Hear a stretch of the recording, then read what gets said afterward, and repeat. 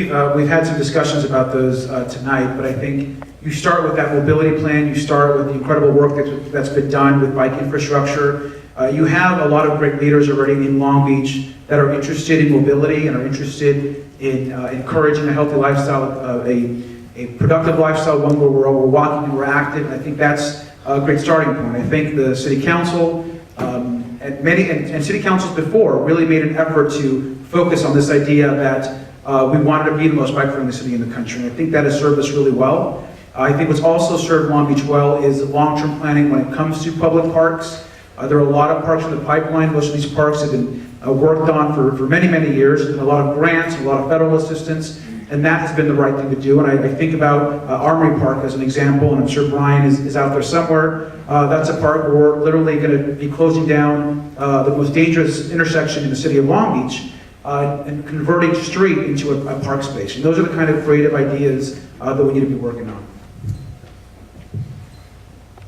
Mr. Camp.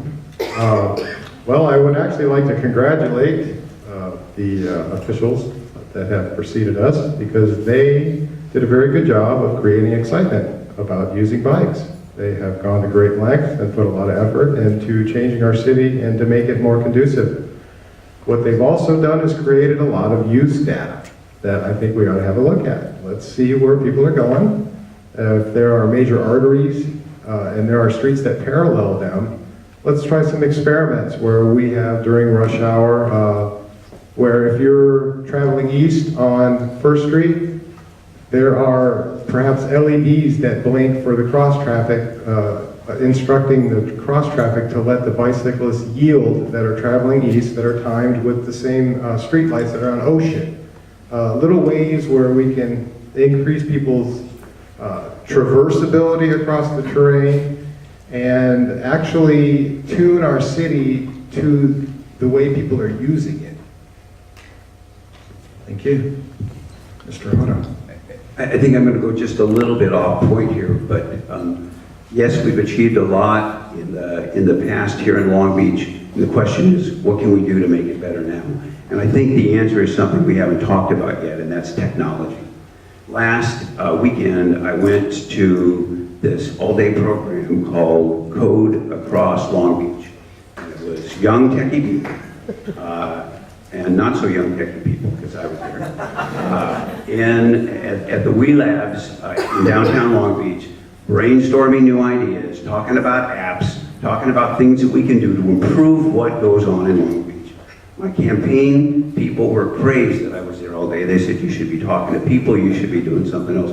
But I couldn't break away. I think it's the future. There were lots of good ideas. We need to increase that kind of activity in Long Beach. It is the future. Thank you. Representative Lowenthal. Yes, thank you. You know, our best ideas come from the public. Our best ideas come from all of you. And I look out and I see John Case, who started that bike station. I think about Tom Shadden and the other gentleman that came to us with the Aquatic Capital of America. Think about Sumi Gant, who wrote many of our grants and brought millions of dollars into Long Beach. Our Parks and Recreation Commission that is passionate about what happens. You know, somewhere out there is the next Billie Jean King. We have to keep our parks operating and going. We need to build on it. And most of all, I think we need to listen to the public, because the public has the best ideas. And that's how we're going to move away from the car culture. Councilwoman Chipsky. One of the things I think that Beverly O'Neill did that I find very important is that she insisted the city of Long Beach not be defined by our largest employer, or at that time was the Navy, but instead go back to the roots of this city. I've written 3 books on the history of Long Beach, and the 3 things she talks about are the things that can make this city continue to be most livable and sustainable. And the first is tourism. If we really focus on tourism, then we will do those things that make this city as attractive as possible. Trade and technology. And yes, I actually, Doug, learned about Code America when I was in the White House last July, when they honored me for being a champion of change for open government. Code America has offered to do a lot of great things for the city of Long Beach for free. And as mayor, I'm going to make certain that we invite them in the first 90 days. Thank you very much.